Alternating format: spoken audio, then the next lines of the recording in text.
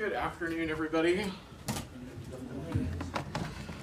I have one very brief thing at the top, and then I'm happy to dive into your questions. So, over the last 9 months, the humanitarian situation in Gaza has been dire. And from the beginning of the war until now, the U.S. government has been committed to getting aid into the Gaza Strip through every possible means, whether by land, air, or sea.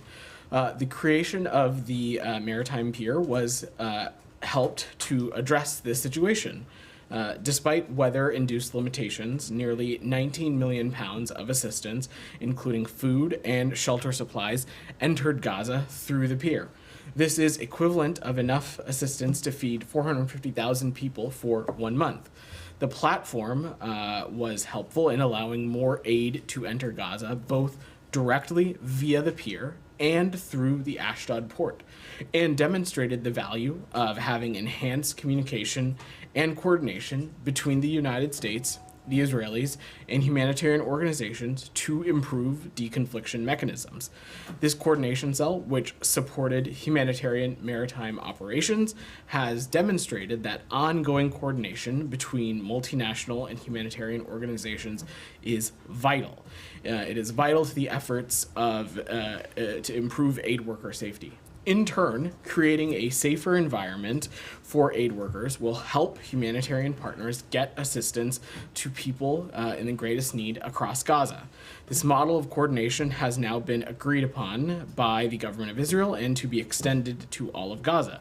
This new process will allow for safer movement of aid deliveries through all crossings, to include the vital land crossing we desperately need to be fully operational. The needs in Gaza are staggering, and the humanitarian conditions in Gaza are unacceptable, and very significant challenges remain for delivering sufficient life-saving humanitarian assistance to Gaza, including the closure of multiple land crossings, insecurity, and logistical and capacity constraints. From the early days following October 7th, the President, the Secretary of State, and the U.S. government worked to open crossings and to facilitate humanitarian assistance, and we will continue to press for the conditions to ensure the safety of humanitarian actors and activities, open additional land crossing, remove impediments to the delivery of humanitarian aid, and do far more to prevent the innocent loss of lives and the killing of innocent civilians, including, of course, humanitarian workers. We know that more aid needs to get to civilians in Gaza, which is why we are continuing to work around the clock to broker a ceasefire agreement that would allow for a massive surge in aid to all in need and to see the hostages come home. So with that, Matt, I am happy to dive into your questions. Just on the pier, so is it the view of the State Department that this initiative was cost effective? Matt, we believe that this was a successful initiative. It was able to provide. It was successful. I mean, delivering, one loaf of bread would make it a success, but was it cost effective? In terms of the technical breakdown, Matt, I'm sure my colleagues at the Department of Defense would be happy to speak to that. I know our briefing in a little bit later this afternoon. But what I can say is that we believe that this effort was successful, and specifically because the pier and its existence and the work that happened through it impacted aid delivery to northern Gaza. It successfully delivered millions of pounds of aid to the people who need it, nearly 19 million, as I mentioned, and its use helped overall the increased flow of aid and alleviate conditions in northern Gaza. Not at all to say that the situation is resolved or conclusive or anything like that, but overall it was a effort that we believe was successful. Okay, and then just at the very top of what you said over the last 9 months the humanitarian situation in Gaza has been dire. Is it the view of the administration that prior to 9 months ago, prior to October 7th, the humanitarian situation in Gaza was just fine? No, Matt, not at all. Oh, I okay. was, of Well, course, then- speaking in the context of the months following October 7th. Of course, the Gaza Strip has long been an area that has needed consistent humanitarian access, consistent humanitarian aid, and I didn't mean to imply the otherwise with my comments. Thank you. Can I just follow up on the pier? Can I? Sure, Yeah, I'll come very, back to very- you, Jenny. I'm Then I'll sorry. defer to Jenny. Sure. But on the pier. Yeah. Did it meet its goals? I mean, its goals as defined and so on, you believe that it met its goals? I know you mentioned that it fed 400,000 Palestinians for 1 month. That's 1/5 of the population for 1 month. But that was exactly the intended goal, that it will feed 400,000 Palestinians for 1 month? Sorry, there was not a technical goal or a logistics or a inflow or a throughput goal. What we are talking about, and when the president announced this at the State of the Union, what we were talking about was a all of U.S. government effort to ensure that we were leaving no stone unturned and that we were looking at the issue of getting more humanitarian aid into Gaza through every angle. That includes land crossings, that includes airdrops, that included this pier option as well. That's what this is about, is us trying to pursue every possible alternative to ensure that we can get humanitarian aid into Gaza. And in that effort, this pier was successful for all the reasons that I laid out. Now, certainly, as I said to Matt, the humanitarian situation in Gaza continues to be dire, and we will continue to work with humanitarian partners, with partners in Israel, partners across the region, to look at what other avenues are at our disposal to get humanitarian aid into Gaza. I believe Ashdod Port will continue to play an important role, especially for aid that is moving through Cyprus. We'll continue to work closely with our partners in Israel and others in the region to do everything we can to get more land crossings open. So this is not at all not at all to say that the humanitarian picture in Gaza is perfect. What I mean to say is that this pier served a purpose. We believe that purpose was successful in what it was able to accomplish, and we will continue to work hand in hand with partners at USAID, at the Pentagon, and the region to make sure that there are other avenues being looked at also. I defer to Jennifer, then I'll take my turn. Sure. Jen, go ahead. Was this aid actually distributed within Gaza, Vedant? Because WFP had to suspend its operations due to security issues, and I know they did a one-off thing to move it all to their warehouses, but was it actually distributed to the people? My understanding is that there has been, some of the aid has been able to be distributed. I would defer to USAID and humanitarian partners to, again, speak to the specific throughput. But yeah, I don't have any updates on that beyond. And then the coordination cell you mentioned, when did the Israeli government agree to? I don't have any specifics on diplomatic engagements on that, Jenny. I will just know that this is separate than the cell that we have talked about previously. When So this is a new cell? Correct.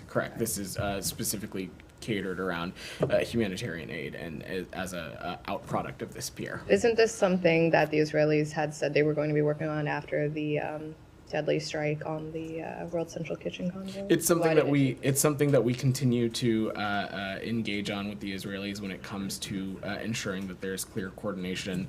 And like I said, this is a separate endeavor than was being talked about then. Are there any updates on the opening of the Rafah crossing? Where do those discussions? I have no updates for you. Again, we've talked about this before. Obviously, the closure of the Rafah border crossing is a logistical hurdle, but also, we've talked about this before, was an important conduit for humanitarian aid.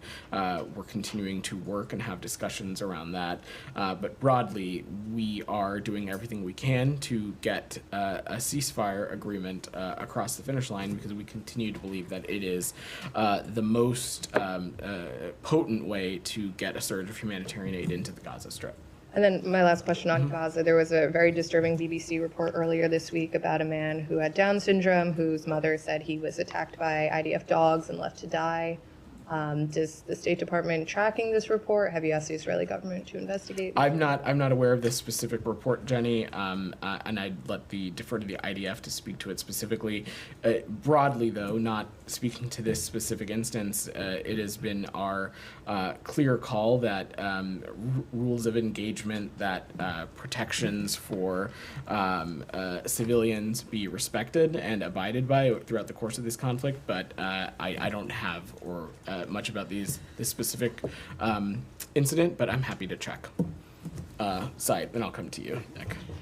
Yeah, the Israeli Knesset yesterday voted against the Palestinian state ever.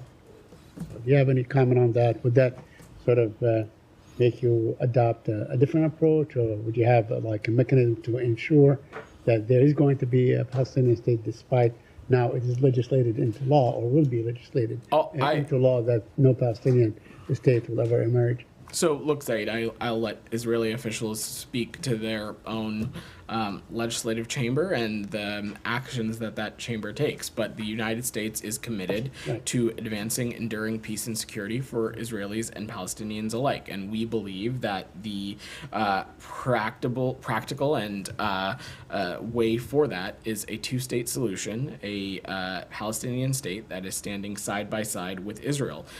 We believe that is the only way to advance an enduring peace, and it is also something that we believe it is in Israel's security. To realize this vision, Israel must be a partner to the Palestinian people and Palestinian leaders. And as we have said before, we will continue to engage Israeli leadership at the highest levels in making this clear. Yeah, but the Knesset makes the laws for Israel, like our Congress makes the laws for us in this country. So, I mean, with all due respect, if it remains contained to rhetorical commitment, I mean, it doesn't make any difference. Would it make any difference? Is the United States, in other words, willing or able to take some steps to actually make this happen? I'm going to go out on a limb and say that neither you nor I are experts in Knesset law and legislation and things and products that come out of the Knesset, so I will leave that analysis to others. What I can say is that the United States' approach to a two-state solution has not changed. Our prioritization of that has not changed. So can I just, sorry. So you have no opinion at all on this? We certainly have an opinion, Matt. What I don't have is an analysis. What is it? Our opinion is that we believe that a two-state solution is necessary, not just for Israel's security. I know what your opinion on a two-state solution is. What's your opinion on the legislation? I think it can be safely implied that a piece of legislation that is in opposition to a two-state solution is not something that we would be thrilled about. But again, I don't have the expertise or the analysis of this legislation to know what bearing it would have on the overall process. What I can say, though, Matt, is that this is something that we're going to continue to engage directly with Israeli leaders on. We believe that this is the direct and most credible and real path forward for Israel's security to get the region out of an endless cycle of violence. And that's why we have continued to call on a two-state solution being a cornerstone of every iteration and conversation that we have when we talk about the future of this region and the future of the Israeli and the Palestinian people. Okay, but I'm just, it's interesting to me that you don't want to come out, you wouldn't come out and say, right, this off the top, in response to the first question, that this is not something that you oppose, and that this is not, because I can recall less than 2 months ago, you guys weighing in very significantly on Georgia's parliament passing a law that you didn't like, on Uganda's parliament passing an anti-LGBTQ law that you didn't like, and there was no reticence at all, Matt, for you guys to call it out. And now it's like pulling teeth to get you to say something. I don't think it's like pulling teeth. This is something that my understanding is just passed earlier today or within the past 24 hours. What the full contents of this legislation are, I certainly haven't had time to read it. I can't imagine Said or you have either, Matt. Correct me if I'm wrong. That being said, Our long-standing position on a two-state solution is quite clear, and we believe it continues to be the only way to advance enduring peace. And it's something that we have made clear with Israeli officials across its government, and it's something that we will continue to make clear across. All right, fair enough. But Yeah. I don't think that you can cite chapter and verse of the Georgia law or the Uganda law either. So, don't, you throw it back and say, well, you haven't read it. We know what's Matt, the essential outline, these- which is basically what you knew about the two laws that I just mentioned These- in other countries. These are So- different circumstances, different countries. I think Of these are a course little they bit are, apples but and the oranges. point is that you are not shy about weighing in And on we are- other countries' legislatures' decisions or votes. And in this case, we are law. not shy about making clear that how vital we believe a two-state solution to be Okay. about being the only way for an enduring peace. Nick's patiently been waiting, I have a Said. couple more questions. I'm sorry, I will come. Okay, sorry all about right, that. go ahead, Said. But I just want to ask you a couple more. Yeah. The Mossad leader, the Israeli intelligence leader, said that Netanyahu is really intent on thwarting any deal.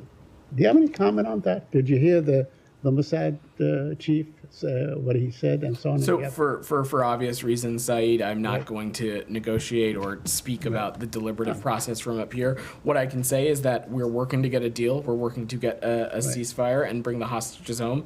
And we continue to believe a diplomatic resolution is achievable and urgent. We're hopeful about the direction that things are progressing in. And we believe, as I said, something is achievable. But I'm not going to get more specific or offer commentary beyond that. But Mr. Barnea, the head of the Mossad, is the guy who is really heading the negotiations. So he knows. He knows exactly what's going on. He knows that his prime minister is not allowing him to go forward with the deal. You don't have a comment on that? I'm just not going to negotiate on this process in public, Said. That would be unhelpful to the process. What I can say is that we are hopeful about the direction that things are progressing in. We believe a deal is both achievable. It's something that we have been working around the clock. It's an urgent priority for Secretary Blinken, and this is something that we're working to get across the finish line. But I don't have more for you. Anything else on the region before I let Nick go? Go ahead, Nick. This is on Iran. Okay, go ahead. States re-up the 4-month sanctions waiver for Iraq to buy Yeah. electricity from Iran without being subject to sanctions. It's now really a good time to be granting or extending sanction waivers when Iran is plotting to assassinate the former president and others. And what, if any, ramifications will Iran face for that? So, what ramifications it will face for Plotting to assassinate Okay, US officials these are for two separate questions. First, let me just say on the issue with Iraq, what this is about is this is something we have renewed this waiver for the 22nd time, and it is about the department permitting Iraq to purchase Iranian electricity while Iraq continues to develop its domestic generation capacity and continuing to create its own independence off of Iranian energy. These waivers are short-term and they're stopgap measures to provide energy stability. That's ultimately what this is about, is we want the Iraqi people, as we would want in any country, to have access to consistent, safe energy, which is vital to so many civilian infrastructure projects, civilian establishments. It probably would be a waste of time for me to list them off. Simultaneously, though, Nick, we are also encouraging the Iraqi government to take meaningful steps to accelerate its efforts to wean itself off of Iranian energy sources. And over the past number of years, we have also seen that. Currently, our estimates are that it relies on Iran for about 25% of its energy. Just a few years ago, that number was 40%. And in recent years, we have seen our partners in Iraq double its capacity for its own electrical generation. So we are seeing progress and steps in the right direction, and we want to continue to see a clear plan, including realistic and measurable milestones. Now, Nick. Separately, on the other question that you mentioned, the Department of Homeland Security and the Department of Justice can speak to questions pertaining to the attempted assassination of former President Trump, as well as how other threats may or may not impact efforts that are undertaken to protect the former president. We're going to continue to do what is necessary to protect our people, protect our interests from threats emanating from Iran. That, of course, includes protecting former officials from any threats that may potentially emanate from Iran. And you have seen us not hesitate to take appropriate actions against the Iranian regime or its proxies when American interests, its people, or American officials have been threatened or been put in harm's way. And that continues to be the case. And for obvious reasons, it should be no surprise to you. I'm not going to preview what actions and steps we would take from up here. Follow up on that? Go ahead, Alex. The White House this morning said that the threat is credible. So if it's credible, I think back to Nick's original question, what actions are you taking to, first of all, deter it, second, to make Iran pay price? So in answering, I addressed this when speaking to Nick's question, Alex. I'm not going to speak to actions from up here. I'm not going to preview to them. That would be not in the interest of our national security. What I can say, though, is that we will not hesitate to take appropriate action to hold the Iranian regime accountable and to ensure that we're doing whatever is necessary to protect our people, including former officials, and to protect our interests from threats that are emanating from Iran. Has the U.S. government reached out to Iranian new leadership? I'm just not going to tell them. I don't have any. I don't have any diplomatic conversations to read out. We've made this message. Quite clear. I have two more questions, different topics. I think there's a couple other in this region. Then I will come back to you. DR. Thank you, Vedan. Just going back to the sanctions waiver to Iraq. There is a lot of concerns in the Congress that the transactions is fungible. And what restrictions and what limitations have you placed it in this renewing sanctions waiver to Iraq that the Iran is not getting any single dollars from that waiver? So let's just remember that as it relates to these funds, none of these funds from Iraq's purchase ever enter Iran. The terms of the electricity waiver, any notion that these kinds of funds are being released to Iran is fake. And the important thing to remember here, DR, is that what we're talking about is not a specific dollar amount. It is a waiver authority that allows the purchase of electricity over a certain period of time, in this case, 120 days. So it's permission for an activity over a period of time. And that's what this is. One more question on that. Yeah. Per sources, per people that have talked at the State Department and the Iraqi governments, the renewing sanctions is based on the progress that the Iraqi government is making towards the energy independence from Iran. Since 2018, you are renewing this sanctions waiver to Iraq. Yep. Could you speak of the nature of this time's renewing? Is there any change? Is there any limitation that how much energy Iraq could buy from Iran in this? So the government of Iraq can speak to how much energy they may or may not need over the course of this 120-day period that was just approved. But to the first part of your question, I just talked about in answering Nick's question, we have, over the past decade, have seen some measurable steps of Iraq weaning off Iranian electricity. Like I said, currently we anticipate that they are relying on Iran for about 25% of their electricity. A number of years ago, that number was 40%. Also, in recent years, we have seen Iraq double its electricity generation capacity at home. So we are seeing steps in the right direction when it comes to weaning itself off of Iranian energy, and we'll continue to keep a close eye on that plan. Rabia, go ahead. Thank you, Vedant. I just wanted to follow up on my question yesterday. The photo of Israeli soldiers posing in front of the Turkish-Palestinian hospital in Gaza. What is your reaction to this photo and the reports that the IDF is using this hospital as their military base in Gaza? So we've seen the reports on the Turkish hospital, and we are in touch with Israeli counterparts to learn more. And that's really all that we can say at the moment on that. I think at face value, when looking at that image, what we see service members posing in front of the hospital. So I don't want to draw any conclusions beyond that. But we have asked the IDF for additional information, and we look forward to receiving that. But beyond that, that does not change the position that we have held for quite some time now, that Israelis need to conduct their operations in such a way that civilian infrastructure, like hospitals, like schools, that harm to those kinds of infrastructures are not brought about by their operations. And that continues to be our position.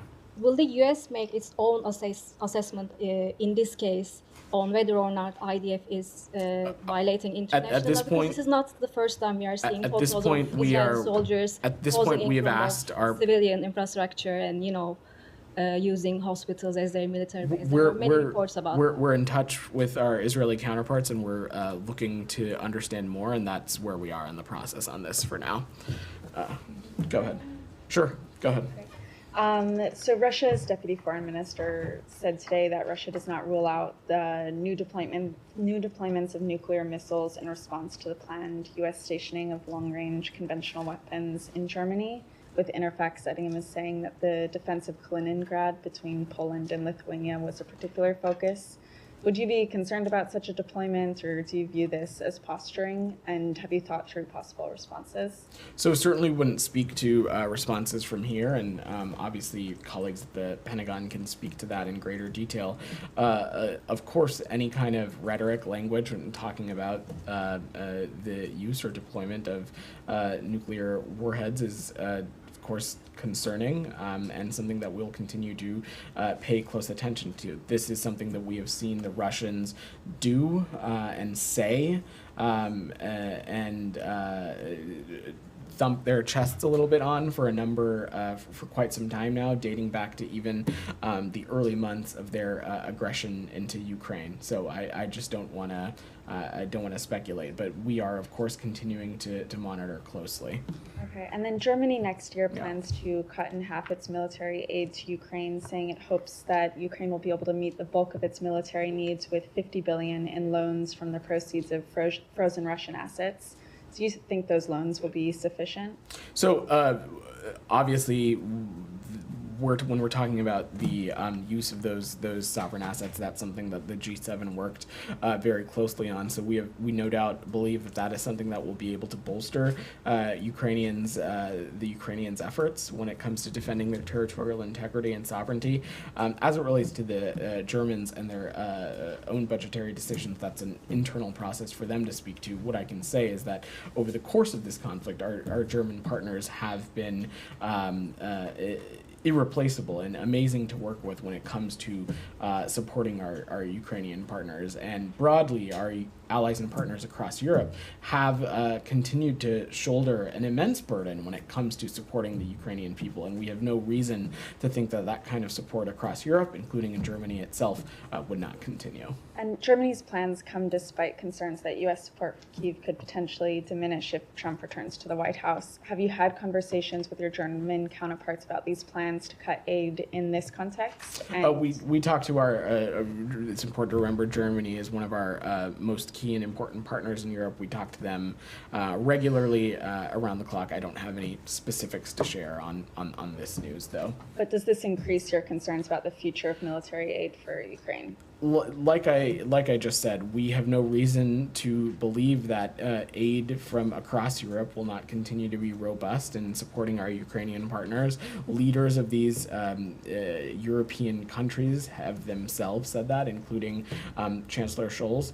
And the United States has also, since the passage of the supplemental, we also have continued to show our support to our Ukrainian partners through PDAs and other kinds of support, and we have no reason to think that that won't continue over the coming months as well. Okay, and sorry, just quickly on Yeah. Evan Gershkovich. Yeah. His trial moves quickly through the witness testimony behind closed Yeah. doors today. Was the embassy able to have access to his trial, and when was the last time the U.S. had contact with him? Sure. And then what's the latest on a potential prisoner exchange for him and Paul Whelan? So a couple of things. First, we are obviously watching this trial very closely.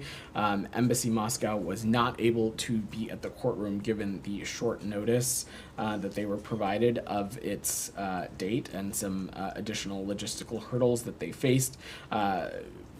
In terms of the most recent consular visit, Ambassador Tracy visited Evan on May 23rd. And on broadly, let me just say that we have been clear from the get-go that Evan did nothing wrong and should not have been detained. To date, Russia has provided no evidence of a crime and has failed to justify Evan's continued detention. Evan should not be detained. Paul Whelan should not be detained, and both of them should be immediately released. As it relates to where we are in the process, I'm not going to speak to negotiations in public. We are seeking the release of Evan Gershkovich and Paul Whelan as soon as possible. The timeline of the trial and what route that takes does not have a bearing and has no impact on the urgency that the United States has been prioritizing in this effort. We want both of them home immediately, and will continue to work in this area until they're reunited with their loved ones. Go ahead, Thanks, Shannon. Vedant. Follow up on that, actually. Yeah. So Evan Gershkovich is due in court again tomorrow. Will U.S. diplomats be on hand for that hearing or attempt to gain access? We will certainly attempt to gain access. I don't have any more specific than that, but I'm happy to check with the team in Moscow and see if we can follow up with you. Thank you. And the timeline of the trial that seems to have rocketed forward, does the State Department have any insight into why this timeline has been moved up? Is it because perhaps Russia is hoping to secure a deal? I don't have any assessment on why Russia moved the trial up to this month. What I can say is that this timeline, first, I think it's important for us to note from here that this whole legal process is a sham for Evan. He is being wrongfully detained. He did nothing wrong. We have been clear about that from the onset. Again, I will use this opportunity to echo that Russia has provided no evidence of a crime and failed to justify the reason behind Evan's detention. Now, that being said, this fake sham legal process that we are seeing play out has no bearing on the urgency that we have placed on seeking a release of Evan's detention and seeking a release for Paul Whelan as well, and we'll continue to work that process tirelessly. Can I follow up on that? Yeah, thought? go When ahead. was the last time there was any active, substantive discussion between the U.S. and the Russians I- on this matter? It should be no surprise to you, I would not speak to those kinds of negotiations or process from up here. Has there been any other offers put on the table after the I- ones that you guys? I'm just publicly not going alluded to negotiate in public. Thanks. Jenny, go ahead. Thank you, Vedant. North Korea. Recently, a series of North Korean diplomats overseas are defecting to friendly countries such as South Korea and the United States. The reason is said to be Kim Jong-un's pressure to fund nuclear and missile development. How do you view this situation? Well, it certainly should come as no surprise that there are people in North Korea who want to leave the crushing oppression of the DPRK regime. Specifically, though, Jenny, I don't have anything to offer on the process. I'm sure our colleagues in the ROK MFA may have more to speak to any specific defections, but from our vantage point, it should be no surprise that there are members of the North Korean community who want desperately to be somewhere where their basic human rights are protected, where they have ease of access to democracy and basic human principles and freedoms. In a past year and a half, 20 North Korean diplomats have defected to South Korea. How many North Korean defectors have recently come to the United States? I'm not aware of such a number. I'm not aware, but I'm happy to check with the team for you, Jenny. Thank you. Yeah. Thank you. Go ahead.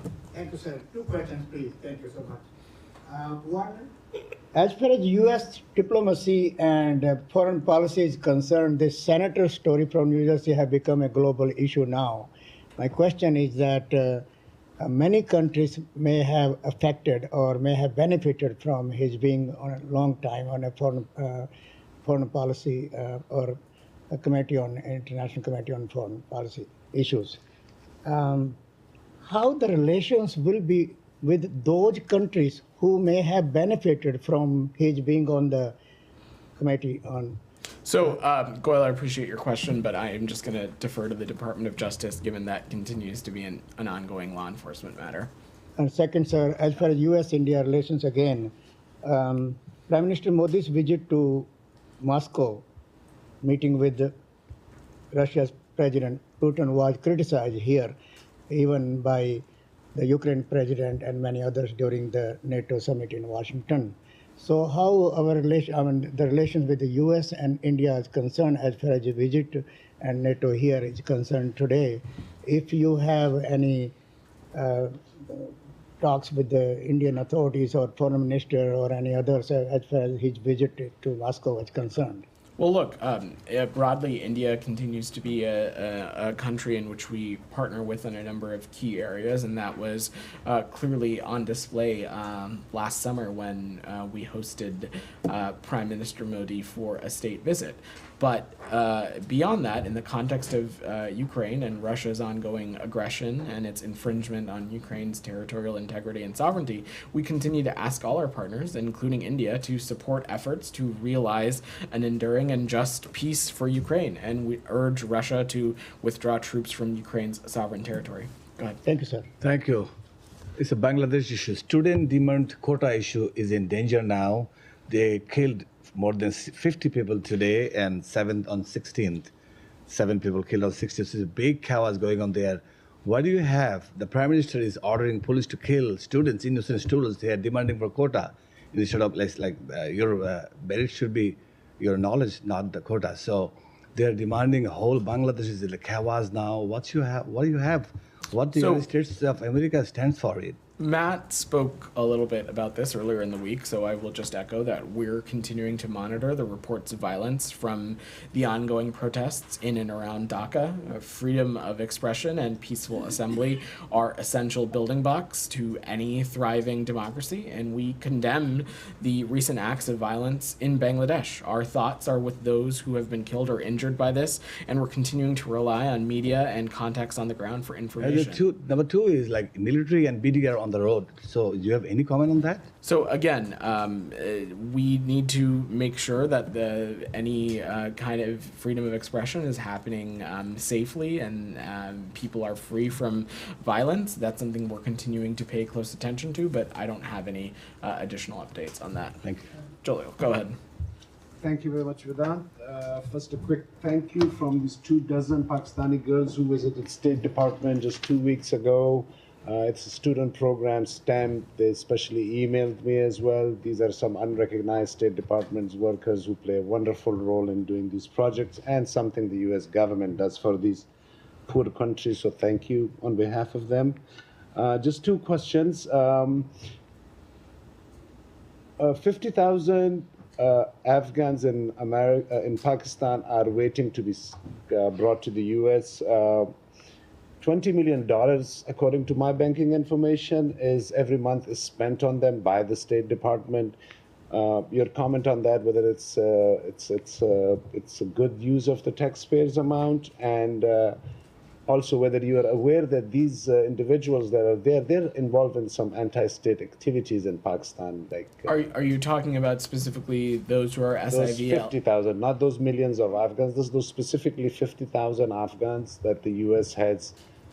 They are holding them in Pakistan because the U.S. is doing their process to be brought to the U.S. Right. So for Afghan allies and partners who may be eligible for relocation to the United States through the various sort of pathways that may exist, whether it be SIVs or others, we continue to focus on doing everything we can to process those applicants as swiftly as possible. We, of course, appreciate the partnership of certain host countries, in this case of Pakistan, and and we'll continue to do everything we can to process those quickly and efficiently. No, but what I'm saying is, are you aware that some of them are involved in supporting? I don't have any comment on that. Just one more question, sir. In Pakistan, several journalists have now started using this term emergency, which is basically a sweet word for martial law in the country. Has it passed your ears that these discussions are going on in Pakistan, and your thoughts on that? It is not. Thank The you. pink. Go ahead. Thank you very much. Yeah. Please give us an update or maybe details about U.S. Envoy Brett McGurk's visit to Middle East. Brett McGurk works at the White House, so I will let them speak to any of his engagements. What I can say broadly about the efforts to get a ceasefire, as I said when answering both Matt Lee and Saeed's question, is that we are continuing to work this around the clock. We think that it is a vital step that's necessary to do everything we can to get the region out of endless cycles of violence. It will be irreplaceable in surging humanitarian assistance into Gaza, and it will be critical to making sure that all of the hostages are released as well. Go ahead. Go ahead. Thanks. On the humanitarian truce in Eastern Democratic Republic of Congo, what specific moves is the U.S. taking to ensure that this truce holds? So this is something that we are working closely on with the parties. We're going to work closely with the government of the DRC, Rwanda, and Angola to support regional diplomatic efforts to reach a durable cessation of hostilities and set conditions for the voluntary return of displaced populations. We're closely monitoring the truce, and we are going to work closely with the ad hoc verification mechanism. Since you've asked the question, I also want to offer that through USAID and the Department of State and others, we've allocated more than $620 million in humanitarian aid to the DRC in fiscal year 2023, as well as that, and that does not include our support to the UN peacekeeping mission in MONUSCO. And then what outreach is the U.S. administration making to Rwanda, which has been accused of supporting M23? I don't have any specific diplomatic engagements to share, Daphne, beyond just saying that this is something that we'll continue to work closely with appropriate governments. Go ahead. Thank you, and I have two questions on China, Uh-huh. if I may. Human rights issues. This Saturday, July 20th, marks the 25th anniversary of the Chinese regime's persecution of Falun Gong. Will the State Department take any action against Beijing to mark this occasion? So I don't have any actions to preview from up here, but look, broadly, we have seen the PRC take a number of steps over the past many years that we view as a crackdown on basic human rights. One, it is something that we will continue to raise with PRC officials directly, and two, we won't hesitate to take appropriate actions from the U.S. government, and you've seen us done so. And on the second question, in a Hudson Institute event yesterday, researchers expressed alarm about Chinese authorities' ability to freely spread propaganda about Falun Gong in the West.